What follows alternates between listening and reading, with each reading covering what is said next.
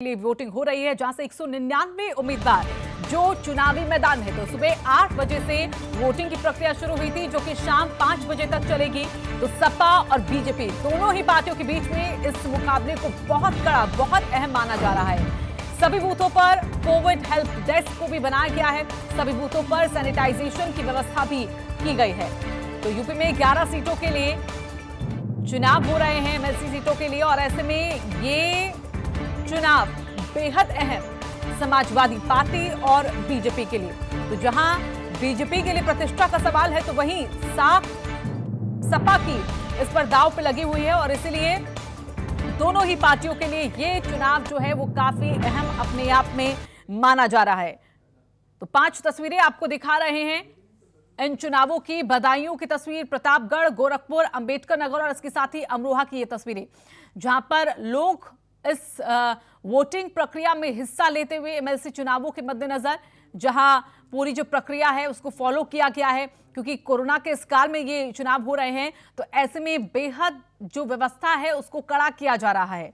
तो ये व्यवस्थाओं का ही नतीजा है कि यहाँ पर फिलहाल वोटिंग आप देख सकते हैं कि लोग एक एक करके कतारों में खड़े हैं और अपनी बारी का इंतजार कर रहे हैं, और फिर वोट भी यहां पर उनके जरिए डाला जा रहा है। तो 11 सीटें हैं महज, लेकिन 199 उम्मीदवार हैं इन सीटों के लिए, और ऐसे में घमासान पार्टियों के बीच में इन सीटों को लेकर बना हुआ है। तो यूपी में आज जो है वो एमएलसी चुनाव का महासंग्राम देखने को मिल रहा है। पार्टियों के बीच में एक कड़ा मुकाबला, लेकिन कड़ा मुकाबला अगर कहें तो दो ही पार्टियां आमने सामने एक दूसरे को टक्कर देती हुई नजर आ रही हैं, समाजवादी पार्टी और दूसरी बीजेपी।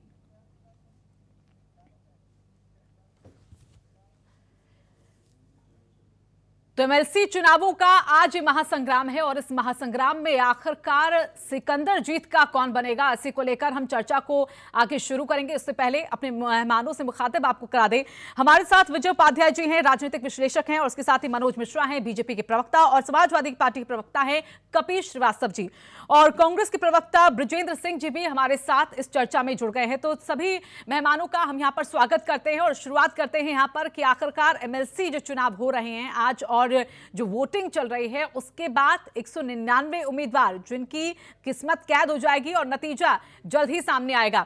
सबसे पहले विजय जी, मैं आपके पास आना चाहूंगी। राजनीतिक विश्लेषक हैं आप, और मैं चाहूंगी कि टिप्पणी कीजिए, थोड़े आप इसमें नजर डालिए कि जो एमएलसी का ये चुनाव है, 11 सीटें हैं महज, हालांकि कोरोना से पहले ही इनमें चुनाव हो जाने थे, लेकिन वक्त थोड़ा लगा और इसके बाद अब चुनाव हो रहे हैं। क्या लगता है कौन सी पार्टी इसमें आगे है? लेकिन अगर पुराना इसको हम देखें, पीछे जाके, पीछे कई सालों में जाके देखें, तो पार्टियां इसमें कोई सिकंदर नहीं बन पाई हैं आज तक इतनी। कई और जो शिक्षक संघ यहाँ पर जुड़े हैं, कई और अन्य जो निर्दलीय हैं, उन्होंने कहीं ना कहीं इसमें अपना कब्जा जमाया है अब तक।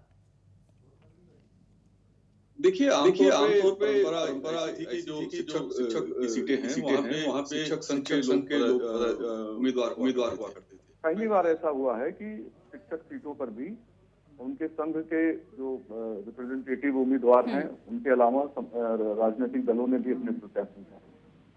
तो अगर शिक्षक सीटों पर जिनकी संख्या करीब 6 है, वहां पे अगर राजनीतिक दल जीतते हैं, इसका मतलब संघों का तो जो उनकी प्रासंगिकता है, जो शिक्षक संघों की प्रासंगिकता है, वो खत्म हो जाएगी या फिर बहुत कमजोर हो जाएगी, क्योंकि राजनीतिक नेतृत्व जब आ जाएगा तो या तो सत्ता समर्थन करेगा या विपक्ष में रहने पर वो विपक्ष की मदद लेंगे। तो ये यानी कि इसका राजनीतिकरण होना ये खतरे की ओर इशारा करता है अपने आप में? नहीं, देखिए आप मेरी बात को गलत समझ रहे हैं। देखिए ये राजनीतिकरण तो पहले से है। जब आप संगठन कहीं बना हुआ है तो उसमें भी विचारधारा में शिक्षक बटे हुए हैं। शिक्षकों में जो वामपंथी विचारधारा के शिक्षक हैं, वो जो जनवादी रुझान वाले जो ठकुराई गुट टाइप के इनके संगठन पहले हैं, उनमें लोग हैं जो थोड़ा कांग्रेस और भाजपा के साथ वाले, वो दूसरे जो गुट हैं उसमें हैं। तो संघ तो इनके जो संघ का मतलब इनका जो सांगठनिक जो यूनियन है, उस यूनियन में भी बिखराव है। ऐसा नहीं है कि सभी एक साथ है, तो कई यूनियन है, 2-3 यूनियन है इनकी जो है, जिसमें 2 सबसे प्रभावशाली हैं। लेकिन पहली बार राजनीतिक दलों ने उसमें अपने प्रत्याशी उतारे हैं, तो राजनीति तो शिक्षक करता ही रहा है। और जो हमारे एडेड स्कूल के शिक्षक हैं, उनको तो पूरी छूट है कि वो पढ़ाई भी मतलब वेतन भी लेते रहें बच्चों को और राजनीति भी करते रहे, तो एक तरीके से ये तो गलत है, मैं तो इसका विरोधी हूँ निजी तौर पे, लेकिन फिर भी ये व्यवस्था है तो उसको एंजॉय करते हैं। बहुत से ऐसे विजय जी, शिक्षक हैं ये अब जो मौजूदगी यहाँ पर है, जैसा कि आपका कहना है कि पहली बार इस तरह से अपने एक हिस्सा यहाँ पर दिखाया गया है पार्टियों की तरफ से, क्योंकि पहले भी हमने कहा कि इतना मतलब जो इसमें अटैचमेंट थी वो ज़्यादा नहीं थी, इतना यहाँ पर कोई जुड़ाव नहीं होता था। लेकिन क्या इस बार इतना इन एमएलसी चुनावों से जुड़ाव के चलते क्या कोई करिश्मा हो पाएगा? क्योंकि दोनों ही पार्टियों के बीच में, समाजवादी पार्टी और जो बीजेपी है, दोनों के बीच में टक्कर मानी जा रही है इसको लेकर, क्या उनको इसका कुछ पॉजिटिव रिस्पॉन्स मिल पाएगा इस बार? ये मुझसे ही सवाल है ना, तो मैं बताता हूँ। जी देखिए, ये बहुत महत्वपूर्ण है कि राजनीतिक दलों ने शिक्षकों के बीच में अपनी पैठ बढ़ाने की कोशिश की है, और ये महत्वपूर्ण इसलिए है कि अगर जो सीटें 6 हैं उसमें से अगर 3 सीटें, 4 सीटें, 2 सीटें राजनीतिक दल जीतते हैं, उसका बहुत बड़ा इम्पैक्ट आने वाला है। आने वाले समय में शिक्षक संगठनों की जो राजनीति है वो बदल जाएगी और बहुत बड़ा बदलाव होगा ये शिक्षकों के मामले में। ये सबसे बड़ा अहम बात होगी। दूसरा, विधान परिषद में जो सीटों की संख्या है वहाँ अभी भी समाजवादी पार्टी भाजपा से काफी आगे है, तो भाजपा की ये कोशिश है कि हम अपनी सीटों को समाजवादी पार्टी के बराबर और उससे आगे ले जाएं। ये इनका मुख्य मकसद है। ये संभव तो तब होगा जब स्थानीय निकाय के चुनाव होंगे 2021-22 में, तब 32 सीटें एक साथ दांव पे लगती हैं तो उसमें होगा। लेकिन अभी भी ये जो सीटें हैं इससे इनको थोड़ी इनको मदद मिलेगी। तो स्नातक निर्वाचन में भी निर्दलीय चुनाव जीतते रहे हैं कुछ संख्या में। आपको याद हो 2017 के विधानसभा चुनाव से ठीक पहले 5 स्नातक निर्वाचन क्षेत्र के चुनाव हुए थे, जिसमें से 4 पर बीजेपी ने अपना परचम लहरा दिया था। तो जो स्नातक की सीटें हैं तो बीजेपी की निगाह तो उसपे तो पहले से थी, और अब और ज्यादा मजबूती से उसमें घुसने की कोशिश कर रही है। समाजवादी पार्टी का भी पहले से इन्फ्लुएंस रहा है। ये बिल्कुल विजय जी, ये बिल्कुल इशारा उसी तरफ कि विधान परिषद में अपनी संख्या बल को बढ़ाना चाहती है, और इसलिए ये एक जरूरी और अहम भी माना जा रहा है। मनोज जी, आपके पास आना चाहेंगे, ये इसीलिए विधान परिषद में आप संख्या बल चाहते हैं? अब तक जो चुनाव हुए, चाहे वो उपचुनाव की बात कहें या और भी चुनाव हुए, ज्यादातर यहाँ पर देखा गया है कि बीजेपी हमेशा से और पार्टियों से आगे निकली है। टक्कर चाहे किसी के भी साथ हो, लेकिन अच्छे नतीजे आप लोगों को बेहतर मिले। तो क्या इस बार भी उम्मीद यही कि आपकी पार्टी जो चाह रही है वो शायद होता हुआ उसे भी दिखे? पहली बात तो मैं आपको विजय जी का स्वागत करूंगा। विजय उपाध्याय जी हमारे मित्र हैं, वो शिक्षकों के बारे में उन्होंने काफी इन्फॉर्मेशन दी, जो शिक्षक संघ ग्रेजुएट यूनिवर्सिटी। मैं खुद शिक्षक हूँ और यहाँ कानपुर के डीएवी कॉलेज पढ़ाता हूँ। मेरे पिताजी, माताजी, पत्नी सारा परिवार है, तो हम लोग शिक्षकों की समस्याओं से बहुत वाकिफ है। अब क्या हो रहा है, शिक्षा का निजीकरण हो रहा, विस्तार हो रहा, और जो शिक्षक संघ थे वो आपसी गुटबाजी, वो क्या कर रहे थे तो शिक्षकों के हितों की बजाय अपने हितों पर केंद्रित हो रहे थे। तो भारतीय जनता पार्टी के जो कार्यकर्ता थे, जो शिक्षक थे और जो समाज के लोग थे, उनका ये कहना था कि आपका रिप्रेजेंटेशन शिक्षक संघ में भी होना चाहिए। तो पार्टी लगातार ये विचार कर रही थी, लेकिन पार्टी ने सोचा कि शिक्षकों की समस्याओं को एक प्लेटफॉर्म के माध्यम से उठाया जाए, इसलिए पार्टी ने लड़ाने का मन बनाया। पहली चीज। दूसरी चीज कि जो ग्रेजुएट कंसेंसी है उसमें तो हम लोग पहले से ही ज्यादातर जीतते थे, और बहुत पहले से, जब से मैं छोटा हूं तब से ये कहा जाता है कि भारतीय जनता पार्टी पढ़े लिखों की पार्टी, ये आम जनमानस में प्रचलित था। तो ये जनमानस में प्रचलित है, इसलिए ये स्वाभाविक तौर पर है कि भारतीय जनता पार्टी का क्लेम सर्वाधिक है। और तीसरी चीज ये, जब से हम लोगों ने चुनाव लड़ना शुरू किया तो आप देख लीजिए, चाहे 14 का चुनाव हो लोकसभा का, चाहे 19 की लोकसभा का हो, या विधानसभा की 17 का चुनाव हो, या आने वाली 22 का हो, हम लोग 100% जीतने के लिए चुनाव लड़ते हैं। और जो अभी उपचुनाव उत्तर प्रदेश में हुए थे, भारतीय जनता पार्टी 7 सीटें जीतने के लिए लड़ी थी, उसमें से 6 हम जीत गए थे। तो हम चाहते हैं कि इन 11 सीटों पर भारतीय जनता पार्टी का परचम फहराए, ग्रेजुएट्स की प्रॉब्लम विधानसभा में उठाई जाए, विधान परिषद में, और जो शिक्षक संघ है उनकी प्रॉब्लम, शिक्षकों की और उनके जो अन्य मामले हैं, सर्विस एक्ट से लेके सारी जो परिस्थिति बदल रही है, जिस तरह से निजीकरण आ रहा, सारी चीजें हो रही हैं, तो उनके हितों की भी रक्षा हो सके, इसलिए हम लोग ऐसा कर रहे हैं। बिल्कुल कपिल श्रीवास्तव जी का रुख कर लेते हैं। कपिल जी, सुना आपने मनोज जी को दम भरते हुए नजर आए हैं और कहा है कि उम्मीद की जा रही है कि 11 की 11 सीटें जिन पर वो जीत हासिल करें। उम्मीदों पर तो दुनिया भी कायम है, आपकी क्या उम्मीदें हैं अब यहाँ पर? बिल्कुल उम्मीद पे दुनिया कायम है और उम्मीद पे होना भी चाहिए। क्यों नहीं, हर राजनीतिक दल हो या कोई भी जो व्यक्ति चुनाव में जाता है अपनी प्रत्याशिता लेकर के, वो जन जन के बीच इस बात को लेकर के ही जाता है कि उसे जीतना है, क्योंकि उसके पास उसके। चलिए, लगता है कि उनका कनेक्शन हमसे टूट गया है। कोशिश करेंगे उनसे हम कनेक्शन करें। ब्रिजेंद्र सिंह जी हमारे साथ बने हुए हैं। कपिल जी, आवाज मिल पा रही है आपको हमारी? क्या मेरी आवाज? जी जी, आप कंटिन्यू करें सर। जी, मैं ये कह रहा था कि भाई देख, चलिए, लोगों को पढ़ा रहे हैं, आगे कर रहे हैं और जिस तरीके से चीजों को कर रहे हैं, वो खुद ही कहा, वो तो शिक्षकों की राजनीति में आ जरूर गए हैं, लेकिन शिक्षकों की एकता को भी तोड़ने का काम इन्हीं लोगों ने किया। देखिए, हम लोगों ने शुरू से एक बात कही है कि हम निजीकरण का विरोध करते हैं। और दूसरी बात, जो पेंशन इन्होंने पुरानी पेंशन छीन लेने का काम किया, जिस तरीके से इन्होंने पुरानी पेंशन स्कीम के लिए कर्मचारी और शिक्षकों को के आंदोलन को तोड़ने का काम और योगी जी ने झूठ बोल करके तोड़ने का काम किया, उनके बीच के एक व्यक्ति को खरीद करके अपने यहाँ का पार्टी का नेता बना दिया इन्होंने, तो वो शिक्षकों से छुपा नहीं है। और हम तो वित्त विहीन शिक्षकों को साथ लेके चल रहे हैं। 3 लाख वित्त विहीन शिक्षक हैं इस प्रदेश के अंदर, जिनकी मानवता की लड़ाई, क्योंकि वो एक ही काम करते, जैसे ये करते हैं वैसे वो भी करते हैं, तो हम चाहते हैं कि उनका भी नियमितीकरण हो। समाजवादी पार्टी की अगर सरकार आती है तो निश्चित तौर पे हम लोग जो तदस्थ शिक्षक है उनको भी नियमित करने का काम करेंगे, जो हमारे वित्त विहीन शिक्षक है उनको भी नियमित करने का काम करेंगे। और ये मैं पुरजोर तरीके से आपको ये बात कह रहा हूँ कि समाजवादी पार्टी जो कहती है वो करते हुए नजर आती है, लेकिन भारतीय जनता पार्टी का सभी को हकीकत मालूम है कि जो ये कह देंगे वो होगा नहीं, क्योंकि जितनी भी चीजें मोदी जी ने, योगी जी ने कही, वो आज तक किसी को कार्य रूप में परिणित होते हुए नहीं दिखाया गया। आज मनोज जी कह रहे हैं कि वो निजीकरण के विरुद्ध है, लेकिन आप तो निजीकरण ही करते चले जा रहे हैं। आपने सारी सीटें सरेंडर करते जा रहे हैं, आप उद्योग धंधे और सरकार की चीजों को बेचते जा रहे हैं। तो क्या शिक्षक इस तरह बुद्धिहीन व्यक्ति नहीं है कि जो आपकी भावनाओं को न समझे? इसलिए शिक्षक आपके साथ नहीं। स्नातक बेरोजगारों का हाल भी आजकल यही है। आप जो भी स्नातक है, आप जरा देख लीजिए उनकी क्या स्थिति है। इस समय वर्तमान समय में 40% की बेरोजगारी दर है, कौन इनके जाके खड़ा होगा?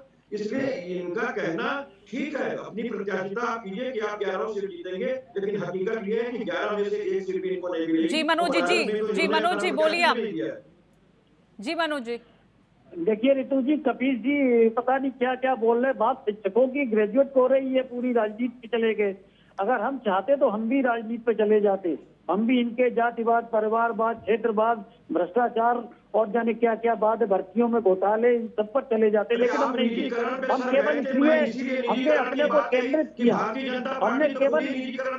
हमने अपने को केंद्रित किया केवल शिक्षक और ग्रेजुएट पर। लेकिन रितु जी, इन्होंने पूरी राजनीति अपने कर्म में देखी, तो ये प्रदेश का दुर्भाग्य है, ये प्रदेश का दुर्भाग्य है कि इतने गैर जिम्मेदार विपक्ष मिला कि शिक्षकों की जब बात हो तब भाजपा की बात करते हैं, जब ग्रेजुएट्स की बात हो तब ये लॉ एंड ऑर्डर की बात करते हैं, ये मुद्दे पर बात ही नहीं करते। और ये दुर्भाग्य है इस प्रदेश की जनता का कि उनके विपक्ष का रिप्रेजेंटेशन इतना खराब है, जनता को दुख होता है ये देख के, जनता को ये देख के दुख होता है कि हमारा विपक्ष आखिर हमारे मुद्दे तक नहीं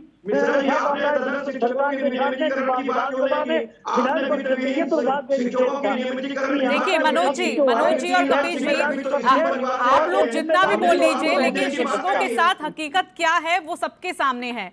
विजय जी, चाहे वो बीजेपी हो या समाजवादी पार्टी का कार्यकाल भी हमने देखा कि शिक्षकों के साथ किस तरह का चीजें की गई। भर्ती प्रक्रिया हुई, लेकिन वो कहां धर में लटक गई वो किसी को कुछ पता नहीं। जो स्तर है शिक्षा का वो कहां है प्रदेश में, किसी को कुछ पता नहीं। शिक्षकों के साथ जिस तरह से अन्याय हो रहा है वो भी वक्त वक्त पर सामने आता रहता है, आंदोलन के जरिए हमें तस्वीरें नजर आती है। तो किसको माना जाए कि आखिरकार पार्टी कौन से शिक्षकों के साथ है? आज जब चुनाव है तो आज शिक्षकों की बात कही जा रही है।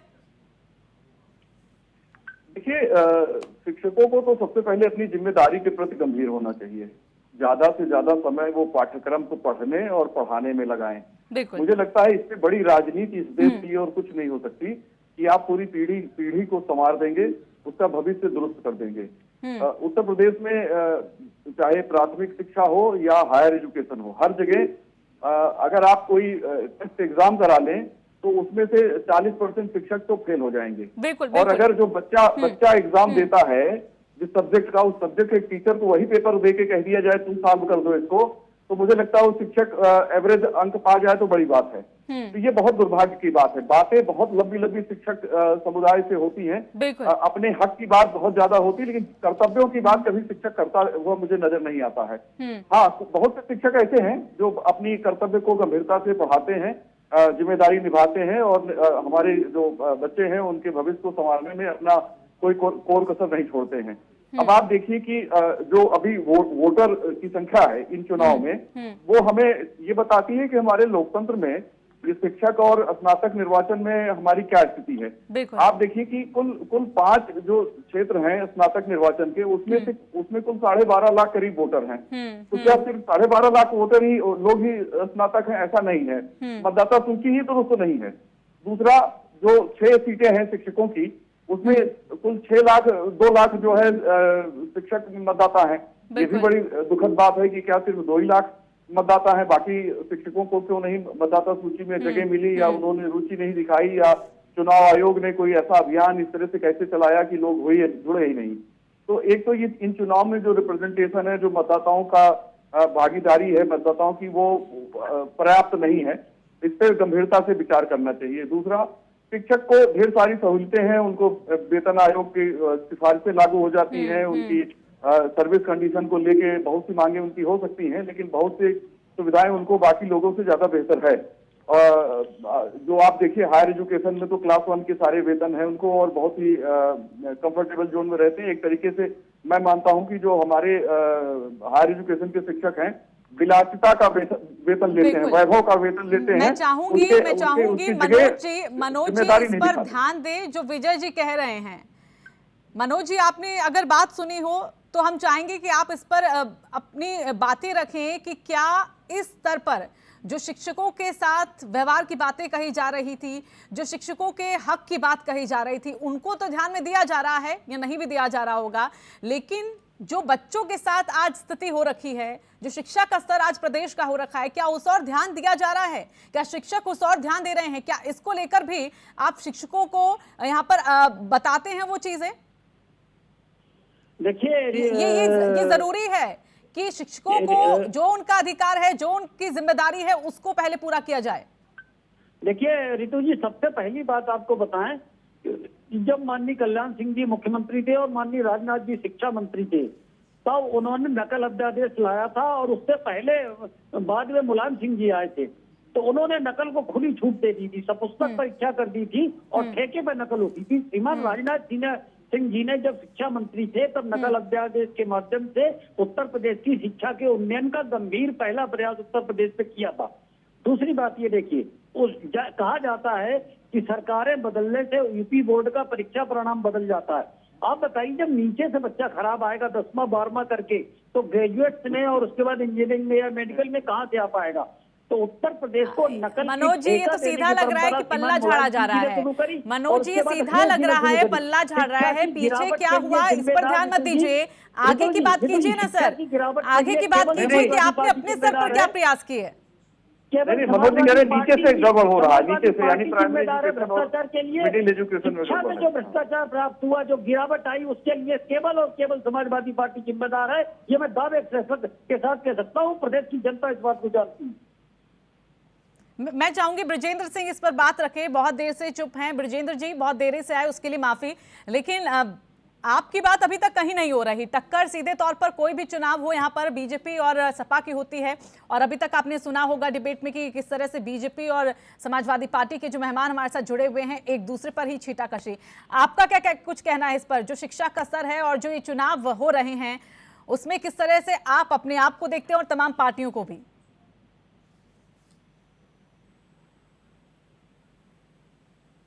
देखिए, बहुत विशिष्ट चुनाव है, स्नातक का हो या टीचर का हो।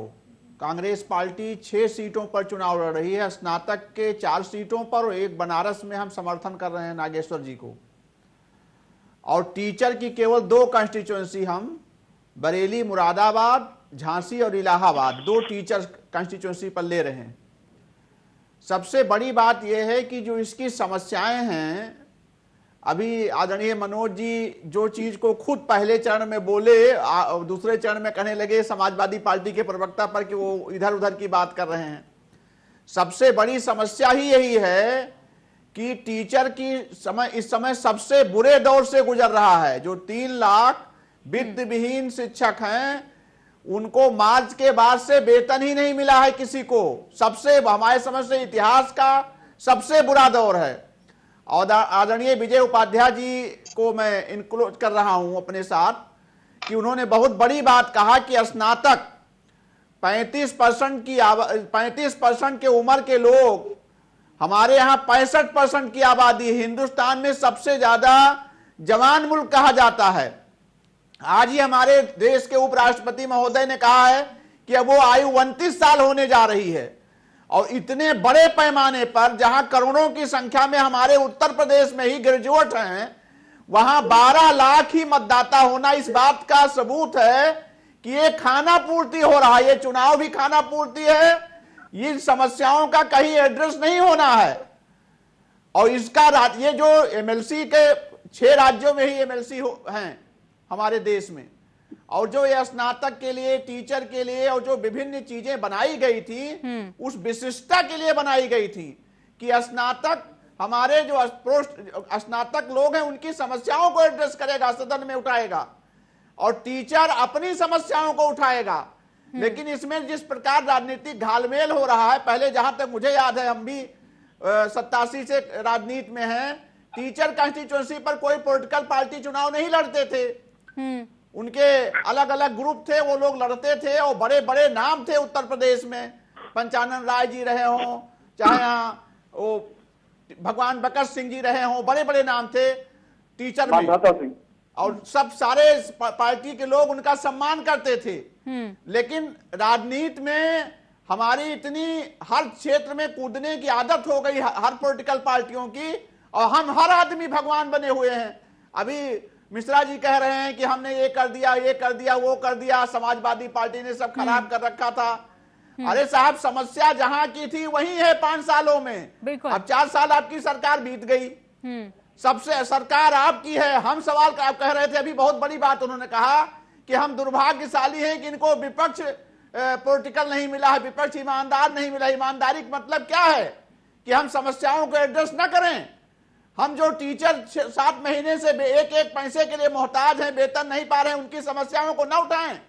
हम इस बात को ना करें कि जिस प्रदेश में, उत्तर प्रदेश में 1 करोड़ से ऊपर ग्रेजुएट हैं, वहां 12 लाख भी मतदाता नहीं बन पाए हैं। इसके लिए हम ओबामा साहब को आरोप लगाएं जाकर के क्या? मनोज जी, सरकार की जिम्मेदारी है। आपका जवाब बनता भी है, सवाल आपसे ही होंगे, आपका जवाब बनता भी है। चाहेंगे आप जवाब देगा, कौन हारेगा ये तो शाम को जब मतदान खत्म हो जाएगा, काउंटिंग मालूम हो जाएगा।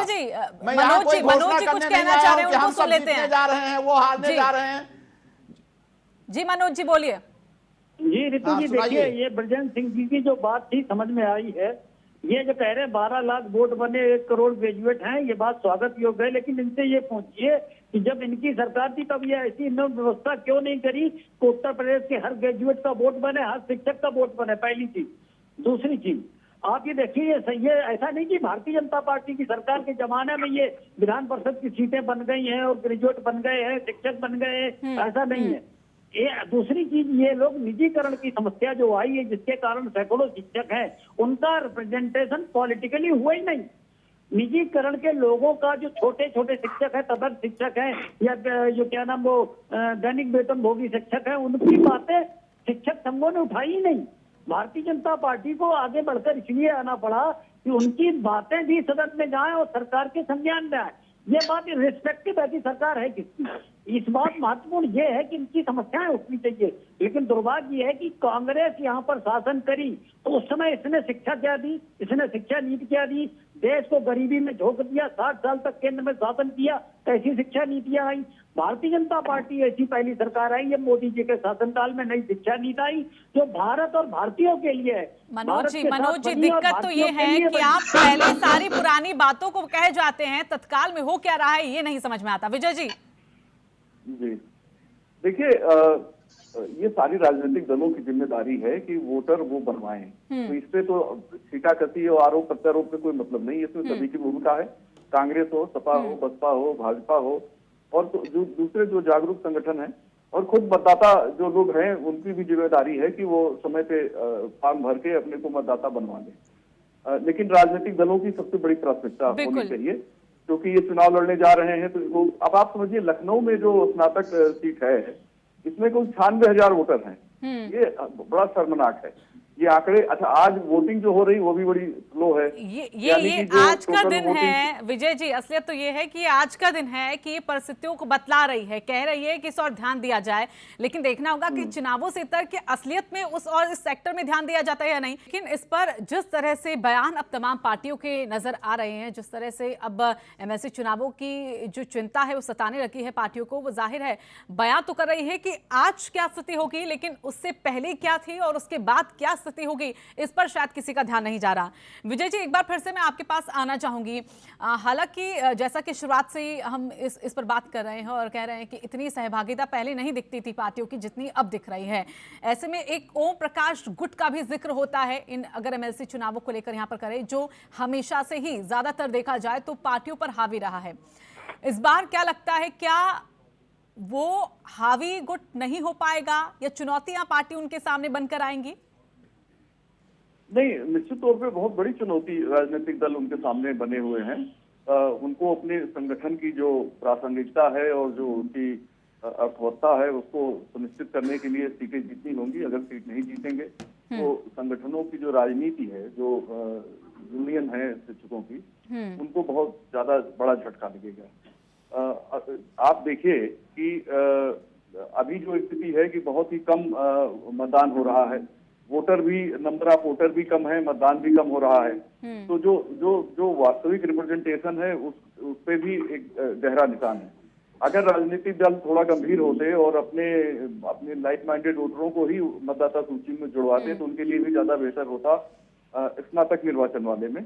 और शिक्षक में भी शायद पूरे तरीके से शिक्षकों को मतदाता सूची में शामिल नहीं किया गया है। आप देखिए, 75 जिले हैं उत्तर प्रदेश में, 3 जिलों को छोड़कर कानपुर देहात और उन्नाव, बाकी सभी 72 जिलों में आज वोटिंग हो रही है। जी। तो इतना महत्वपूर्ण चुनाव है। हमारा बुद्धिजीवी जो है वो उच्च सदन में इसके लिए चुना जाता है, लेकिन जो लोग पढ़े लिखे लोग हैं, जो स्नातक हैं, ग्रेजुएट हैं, उन्हीं लोगों का वोटर लिस्ट में नाम नहीं होना अपने आप पे दुर्भाग्य बताता है। अब ये कोई भी राजनीतिक दल ये कहे कि भाई इसमें मेरी भूमिका नहीं है, उनकी भूमिका है, तो इसका कोई महत्व नहीं है। आप चुनाव में पार्टिसिपेट कर रहे हैं तो पहली भूमिका आपकी है, आप राजनीतिक दल हैं तो पहली भूमिका आपकी है, और मतदाता की भूमिका तो सेकेंडरी हो जाती है, क्योंकि मतदाता को बहुत बार पता भी नहीं लग पाता कि कब वोटर बनाओ अभियान चला और कब खत्म हो गया। तो ये एक मुश्किल स्थिति है।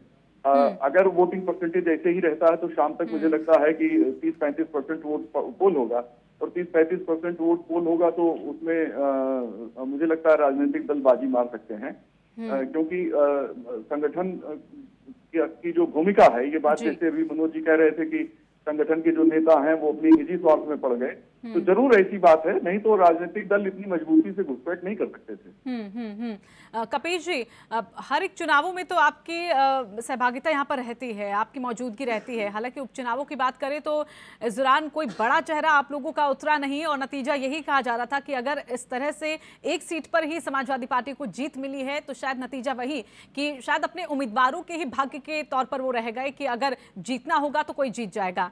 लेकिन इस बार भी जैसा कि विजय जी भी बोल रहे हैं कि ये कहीं ना कहीं कमजोरी, अगर वोटिंग परसेंटेज यहाँ पर गिरता है तो कमजोरी यहाँ पर इन पार्टियों की है, जो अपनी अभी जिम्मेदारी को तो मान रहे हैं लेकिन उस वक्त कोई नहीं मानता।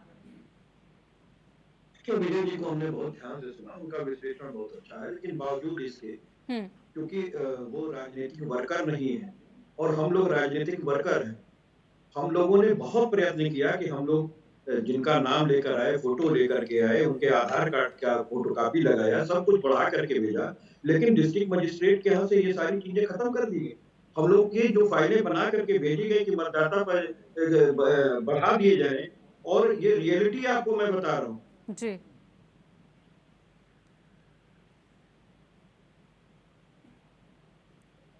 चलिए कपीश जी का शायद कनेक्शन यहाँ पे कट गया है। मनोज जी, यही सवाल आपसे, शायद तमाम चुनावों में एक अच्छे निर्णय आप लोगों के लिए मिल रहे थे, इसलिए इसमें जरूरी नहीं समझा कि इसमें धरातल पर उतरकर कोई कामकाज किया जाए, जैसा कि विजय जी भी यहाँ पर कह रहे हैं कि कोई अपनी मौजूदगी को दर्ज नहीं किया गया है, जिम्मेदारी किसी ने अपनी तय नहीं की उस दौरान। देखिए, जो सामान्य चुनाव है और जो एमएलसी चुनाव है, इनमें दो बातें विजय जी अच्छी तरह जानते हैं कि अंतर है। वहां पर निर्वाचन की प्रक्रिया पूरे स्तर पर होती है और सबको वोट बनाने की कोशिश होती है सरकार की, निर्वाचन आयोग की तरफ से। लेकिन इस चुनाव में शिक्षक संघ या जो भी राजनीतिक दल है, जैसे भारतीय जनता पार्टी है, इसने गंभीर प्रयास किए। इसका कारण है कि भारतीय जनता पार्टी संगठन प्रधान दल है और इसकी इकाई बूथ इकाई से नीचे तक मौजूद है। बिल्कुल, बूथ तो लेवल पर ही पहचान होती है बीजेपी की। लेकिन मनोज जी, जो अभी वोटिंग परसेंटेज है वो अभी बेहतर नहीं लग रहा, वो बढ़ नहीं रहा है आगे। तो हम लोगों ने लगातार ये प्रयास किया कि जितने संभव वोट बनाए जा सकें, और ये इसमें बात आपकी सही है कि निर्वाचन आयोग की ये बात कही जानी चाहिए और कही जाएगी भी कि जैसे कि सामान्य निर्वाचन होता है विधानसभा का और लोकसभा का, उसी तरह से इस प्रक्रिया को भी स्टेट के निर्वाचन आयोग की जिम्मेदारी की जाए और लगभग सबके वोट बन जाए, ये सुनिश्चित हो तो रिप्रेजेंटेटिव ज्यादा हो। लेकिन भारतीय जनता पार्टी ने वार्ड स्तर से लेके बूथ स्तर से लेके अधिकतम वोट बनवाए हैं और इसी दावे के साथ हम कह रहे हैं कि सभी 11 सीटें जीतेंगे। इसके पीछे आधार ये जी। ब्रिजेंद्र जी, जो समाजवादी पार्टी का हाल वही कांग्रेस का हाल भी है।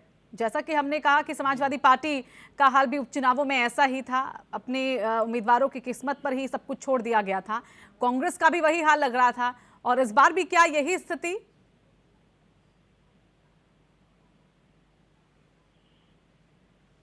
देखिए, एक बात तो स्वीकार करने में कोई हर्ज नहीं है कि जो स्नातक और टीचर के चुनाव हैं जी, उसमें हमारी भूमिका बहुत मजबूत नहीं है, क्योंकि इसके पूरा ये चुनाव अच्छा वोट है कि बनाने आपने पर निर्भर करता स्वीकार तो है। किया इस बात को, तो हमारा स्ट्रक्चर उतना मजबूत जी, उतना जिस प्रकार हमें वोट बनाना चाहिए था उस प्रकार हम वोट नहीं बना पाए हैं प्रदेश में। ये हमारी भी जिम्मेदारी थी। जो आदरणीय विजय उपाध्याय जी कह रहे हैं सही है, सारे पॉलिटिकल पार्टियों को करना चाहिए था। अब वो होता क्या है कि जब चुनाव आता है, 5-6 महीना रह जाता है, तब लोग चुनाव लड़ने के लिए तैयार हो जाते हैं। वही लोग जो वोट बनाते हैं उतना ही प्रयास हो पाता है। और इसमें जब तक गंभीरता से हम पूरे 5 साल लग करके, 6 साल में चुनाव होता है, पूरे 5 साल लग करके अगर हम वोट नहीं बनाएंगे तो जाहिर सी बात है, हमारे लखनऊ में ही 46 लाख की आबादी है, मेरे समझ से यहां ही कम से कम 10 लाख स्नातक होंगे। लेकिन अगर 1 लाख ही वोटर हैं तो हम सारी पॉलिटिकल पार्टियों की, उसमें कोई श्रेय ले जाना हो ले जाए, लेकिन हम सारी पार्टियां इसमें अपनी जिम्मेदारी का ठीक से निर्वहन नहीं कर पाए। और एक बात मैं और कह दूं, आदरणीय मनोज जी कह रहे थे शिक्षा नीति के बारे में, जहां तक मेरी समझ है और मेरी उम्र है, आदरणीय मनोज जी 2014 के पहले ही स्नातक प्रास्नातक होकर टीचर बने होंगे। तो वो हमारी शिक्षा नीति का ही नतीजा था कि वो बृहस्पति के अवतार बन के यहाँ बैठे हुए हैं। वरना मोदी जी जो शिक्षा नीति लेकर अडानी और अंबानी के लिए आए हैं, उस पर मैं आज डिबेट करने का समय भी नहीं है। अब जो नई शिक्षा नीति आई है वो पूंजीपतियों की झोली में डालने वाली शिक्षा नीति है। कौन सी भारतीय व्यवस्था की शिक्षा नीति आप लेकर के आए हैं? तो उपदेश देना टीवी पर बैठ के, मिश्रा जी बहुत अच्छी बात है, बहुत लंबी लंबी बात आप कर सकते हैं, आपकी सरकार है, खूब हांकिए, खूब हमारे पुरखों को गाली दीजिए, पहले ये नहीं हुआ, पहले वो नहीं हुआ, ये सब आप करिए।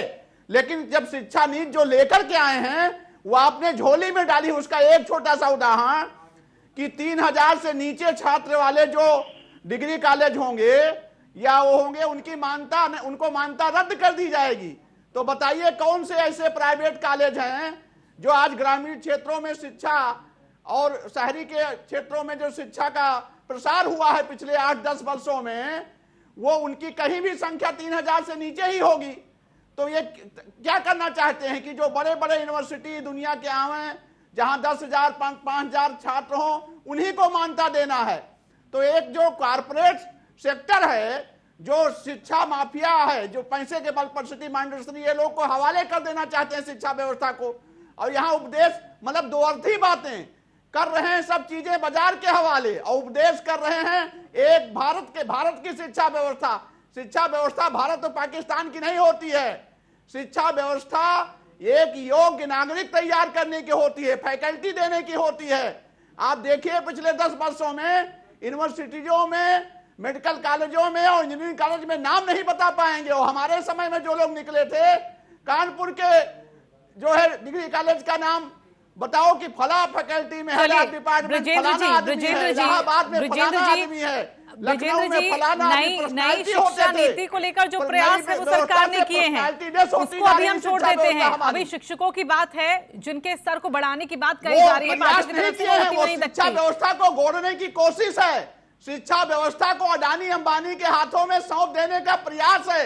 उपदेश करें, जब उसका परिणाम आएगा तो आप देखिएगा। चलिए नई शिक्षा नीति को लेकर जिस तरह से आप घेर रहे हैं, वो तैयार है मनोज जी बोलने के लिए। बोलिए मनोज जी।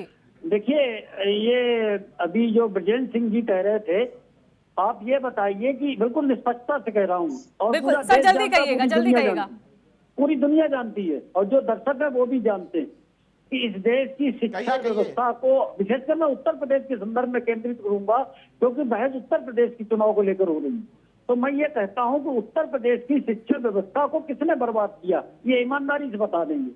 जैसी भी चल रही थी, अच्छी बुरी जैसी चल रही थी, बर्बाद तो मुलायम सिंह जी और अखिलेश यादव जी ने किया, जिसको कांग्रेस का समर्थन प्राप्त था। पहली चीज, दूसरी चीज क्या सुनिए आप सुनिए, दूसरी चीज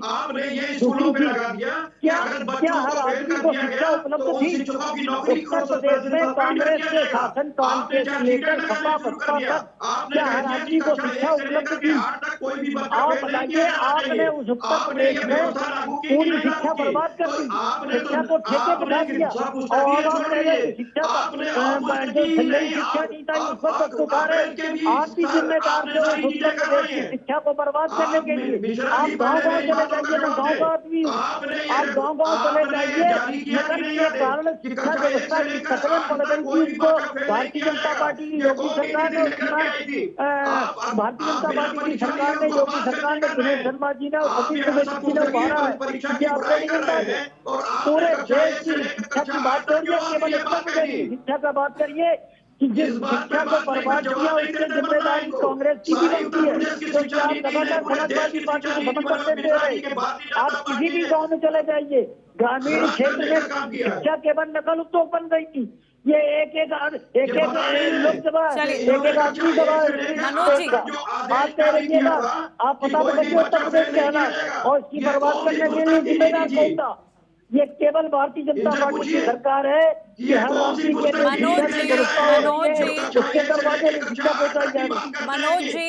प्रदेश के स्तर पर क्या प्रयास किए, इस पर अगर आप नजर डालें तो ये बेहतर होगा। अब प्रदेश के लिए क्या काम किया जा रहा है, वहां पर शिक्षकों की स्थिति को क्या देखा जा रहा है, इस पर आप बात करने से कहीं ना कहीं चूक जा रहे हैं। विजय जी के पास जाना चाहूंगी। विजय जी, जिस तरह से नई शिक्षा नीति को लेकर यहाँ पर सवाल उठा, हालांकि ये एमएलसी चुनाव है, इस पर हम बात कर रहे हैं, कोशिश कर रहे हैं, लेकिन ले देख के चीजें जो है वो राष्ट्रीय स्तर पर लेकर चली जाती हैं। लेकिन जिस तरह से नई शिक्षा नीति को लेकर भी बात की जाती है, उसका विरोध भी हमने देखा कि कई हुआ। प्रयास तो किए जा रहे हैं, इस पर आप क्या कहेंगे कि प्रयास ये जो किए जा रहे हैं, क्या ये नाकाफी है, या फिर जिस तरह से अडानी और अडानी ग्रुप की बात की जा रही है उनको ही समर्थन मिल रहा है? किसानों को लेकर भी देखा जाए तो वहां पर भी यही चीजें सामने आती हुई विरोध किया जा रहा है और कहा जा रहा है कि बड़े उद्योगपतियों को सीधे तौर पर फायदा पहुंचाने की कोशिश है। तो आखिरकार केवल एक मिनट मुझे दीजिए। आप जो अडानी अंबानी का नाम ये विपक्ष हर बच्चे में ले आता है, प्रदेश की जनता और देश की जनता इस बात को स्वीकार नहीं करती। आप ये देखिए, उसके बाद कितने चुनाव होते हैं, उसके बाद भारतीय जनता पार्टी केंद्र में। मनोज जी बहुत समय दे दिया, मनोज जी विजय जी को बोलने दीजिए। देश की जनता जानती है कि जनता को भ्रमित करने के लिए अडानी अंबानी का नाम लेते हैं, जबकि किसान मनोज जी जिस तरह से बातें की जा रही हैं, हर एक चीज को अडानी अंबानी ग्रुप से यहाँ पर जोड़ दिया जाता है, और नई शिक्षा नीति को लेकर भी कहीं ना कहीं ये स्थिति, कहीं ना कहीं देखा जाए तो हर एक चीज को इस तरह जोड़ना, उसका जो असल में अस्तित्व है वो यहां पर खो जाता है। देखिए, आज हम जिस मुद्दे पे चर्चा कर रहे हैं बहुत महत्वपूर्ण है, क्योंकि ये स्नातकों का, ग्रेजुएट्स का चुनाव आज हो रहा है और टीचर्स का हो रहा है। यानी दो ऐसे लोग जो बुद्धिजीवी हैं और समाज को हमारे दिशा देते हैं, यही तय करते हैं कि समाज किधर जाएगा, किस तरीके से, हमारी कमियां क्या हैं, क्या बेहतर हो सकता है और बेहतर कैसे किया जाए। तो इसलिए जो बातें पैनलिस्ट करें वो बहुत गंभीरता से करें। देखिए, ये अडानी अंबानी की बात बार बार करने का कोई मतलब इसलिए नहीं है कि नेहरू जी ने इस देश में जो अर्थव्यवस्था शुरू की थी, प्रधानमंत्री रहते हुए पहले प्रधानमंत्री नेहरू जी ने, वो थी मिक्स्ड इकोनॉमी, मिश्रित अर्थव्यवस्था, जिसमें पूंजीपति भी था और सरकार के लोग उपक्रम भी थे। समय गुजरता गया, 1991 में पता लगा कि हमारे जो लोक उपक्रम है, जैसे जो सरकारी कंपनियां जिसको कहते हैं, वहां पे बहुत कम ऐसी कंपनियां थी जिनका एकाधिकार था। उनको तो मुनाफा हो रहा था, लेकिन जो प्रतियोगी बाजार में थे उनको घाटा हो रहा था और बहुत बड़ी मात्रा में सरकार का पैसा इन कंपनियों को बचाने के लिए और उनके वेतन देने पे खर्च होता था। तो 91 में जिस सरकार ने मिश्रित अर्थव्यवस्था को खत्म किया वो कांग्रेस की थी। प्रधानमंत्री नरसिम्हा राव जी थे और वित्त मंत्री जो कांग्रेस के सबसे ब्लू आइड बॉय हैं वो मनमोहन सिंह जी थे, और उसके लिए बड़ा श्रेय दिया गया कांग्रेस की तरफ से कि ये बहुत ही लायक वित्त मंत्री हैं, बहुत लायक प्रधानमंत्री हैं, और 2014 तक उनका महिमा मंडन किया जिस कांग्रेस ने। उन्होंने इस देश की अर्थव्यवस्था को बदल डाला और पूंजीवादी अर्थव्यवस्था कर दी उन्होंने। अब इसमें ढेर सारे आप तर्क दे सकते हैं कि हम तो सरकारी उपक्रमों को चला रहे हैं, नवरत्न कंपनियां हैं। तो नवरत्न इसलिए है कि इंडियन ऑयल कंपनी में या भारत पेट्रोलियम में पेट्रोल पे का अधिकार है, इसलिए वो नवरत्न में है। या HAL हवाई जहाज बनाती है तो नवरत्न में है। BHL जो बड़े इक्विपमेंट बनाती है तो नवरत्न है, उसमें प्राइवेट सेक्टर नहीं घुसा था। लेकिन जहां प्राइवेट सेक्टर घुस गया, आप वो सारी कंपनियां बंद हो गई। इसलिए बंद हो गई कि वहां लूट है, जितना पैसा इनकम होती थी उससे ज्यादा लूट के IAS अफसर घर लेके चला जाता था।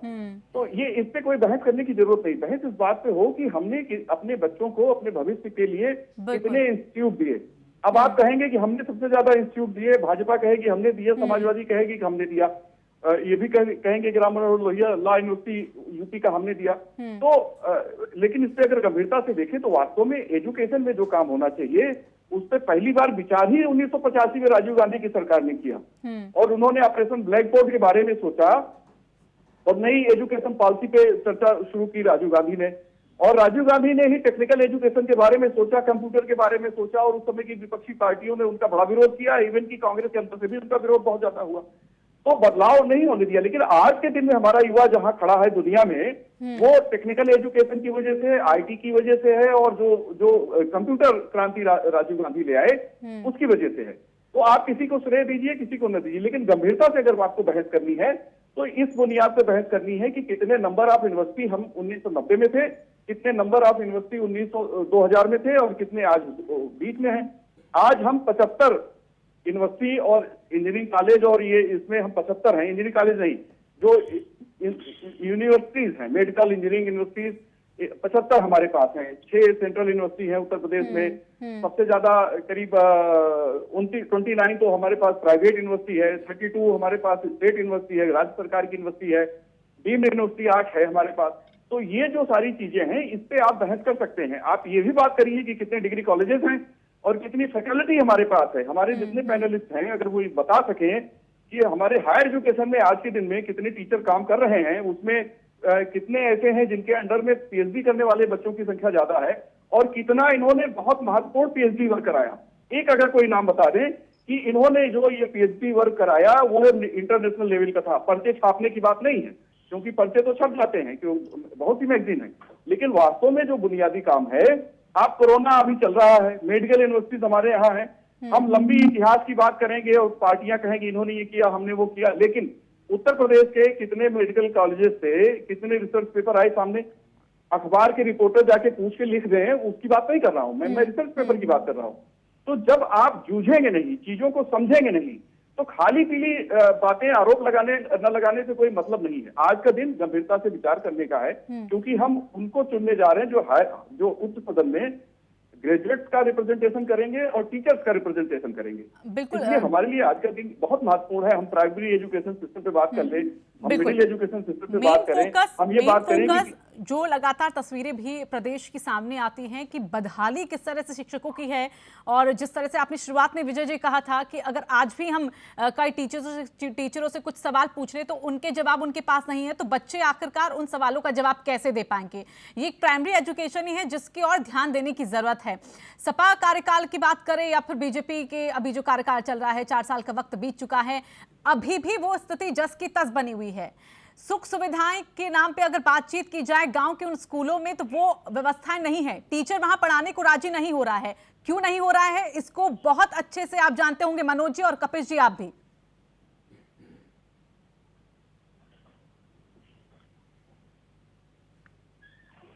मनोज जी। जी हाँ, जी हाँ।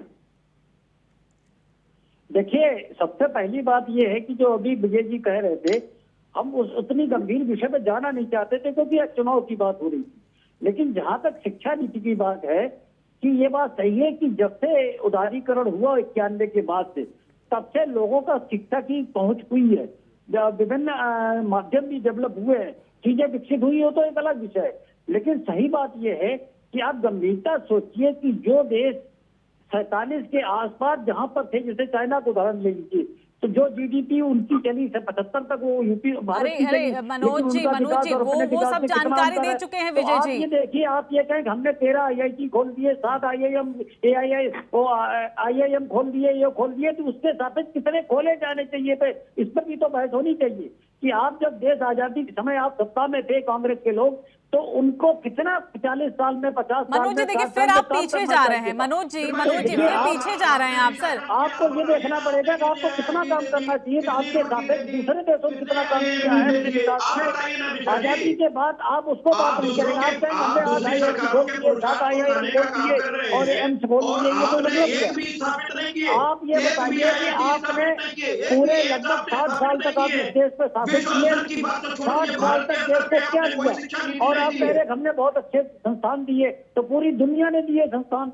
आपके ही कारण देश इतना पिछड़ा है, इस बात की जिम्मेदारी भी आपकी होती है, आपको ये जिम्मेदारी लेनी पड़ेगी। सरकार तो आपने चलाई, हमारी सरकार चल रही, तो हम लोग काम भी कर रहे हैं। और आप ये देखिए कि आपने सबसे बड़ा प्रश्न है कि आप जो खुश होते हैं कि हमने IIT खोल दिया, एम्स खोल दिए, IIM खोल दिए, ये बताइए कि अगर ये भी ना खोलते तो 60 साल अब करते क्या देश में? आप क्या कहते देश में? आप देश में क्यों आए और सरकार लेके? आप ये बताइए कि आप ये कहते हैं, जो झूठा खड़े लेते हैं, आप उसी सापेक्ष में दूसरे देशों की स्थिति देखिए कि उनकी ऐसी और आपके 60 साल के कारण आप आज कम कहाँ है, आपको भी तो देखना पड़ेगा। मनोज जी पीछे क्या हुआ इसको भूल जाइए। अभी हम समाजवादी पार्टी के कार्यकाल में नहीं है, 4 साल से आप हैं सत्ता पर। 50 अगर स्कूलों की हालत जर्जर है, वहां पर अगर टीचर कोई पढ़ाने को तैयार नहीं है, बच्चों को वहां पर कोई यूनिफॉर्म नहीं मिल पा रही है, शिक्षा की कोई सामग्री नहीं मिल पा रही है, तो इसकी जिम्मेदारी आप पर बनेगी। आप बताइए 50 में से कितने स्कूलों का जीर्णोद्धार किया गया? आप ये बताइए, आप ये बात ठीक नहीं कह रही। अब इस समय प्रेरणा ऐप पर बन गया है, आपको शायद मालूम होगा, और प्रेरणा ऐप में प्राइमरी एजुकेशन में आवश्यक है कि शिक्षक स्कूल में पहुंच के अपनी सेल्फी डाले और सूचना देगा। ये बात, ये आरोप नहीं है कि बच्चे शिक्षक स्कूल नहीं जा रहे, शिक्षक जा भी रहे, पढ़ा भी रहे, लेकिन जो बुरी व्यवस्था थी, जो खराब व्यवस्था थी, उसको सुधारने का काम हम लगातार कर रहे हैं। और जो आदत पड़ गई है समाजवादी पार्टी के सरकार में लोगों की, उसको सुधारने का काम कर रहे हैं। आप पता कर लीजिए, आप अगर ग्रामीण परिवेश से जुड़ी हो तो आप पता कर लीजिए कि स्कूल में शिक्षक जा रहा है और वो पढ़ा भी रहा है। आप ये पुरानी जानकारी आपके पास है, आप बता दीजिए कि प्रेरणा ऐप के कारण हर शिक्षक स्कूल जा रहा है और पढ़ा रहा है, जिसको अब जरूरत नहीं जा पा रहा, वो लेकिन स्कूल जा रहा है और पढ़ाई हो रही है। जानना चाहता कर्मचारी है, जानना चाहता आपने शिक्षक नीति क्यों हटाई, आपने पुरानी पेंशन क्यों हटाई? अरे आप पेंशन का आप यहाँ तो बात आप ये बताइए कि शिक्षक स्कूल जा रहा कि नहीं जा रहा, और आप शिक्षकों के वोट डाल रहे हो, शिक्षकों का आरोप लगा रहे हैं। आप ये बताइए उत्तर प्रदेश की शिक्षा जो बर्बाद हुई, उसके लिए समाजवादी पार्टी और कांग्रेस जिम्मेदार है कि नहीं है? आप ये बताइए, आप उत्तराखंड चले जाते हैं, आपने खाने काम क्यों किया? आपने त्रिपुरा में सरकार बनाते ही आपने वहां पुराने पेंशन स्कीम को हटा दिया कि हमारे शिक्षक मत नहीं कर रहे उनको कितना विश्वासघात का करना, विश्वासघात आपने किया उनके साथ। हम लोगों ने विषय विशेषज्ञ को भी नियमित करने का काम किया, हम लोगों ने शिक्षा मित्रों को भी नियमित करने का काम किया था, सबके रोजगार खा लेने का काम आपने किया। अगर हम लोगों ने सपुस्तकी किया था तो आप लोगों ने तो फरमान लगा दिया कि कक्षा 1 से लेकर 8 तक कोई फेल नहीं किया जाएगा। तो पुस्तक और ना पुस्तक का चलिए, आज की तस्वीर कहीं ना कहीं साफ है। जो चुनाव में हो भी रहा है कि बीजेपी और सपा आमने सामने है, तो वो कहीं ना कहीं इस डिबेट में भी होता हुआ दिख रहा है। लेकिन दिक्कत यहाँ पर ये है कि हक की बात हर कोई करता है, लेकिन अपनी जिम्मेदारी की बात यहाँ पर कोई नहीं करता। चलिए, बहुत बहुत धन्यवाद आप सभी मेहमानों का इस चर्चा में हमारे साथ जुड़ने के लिए।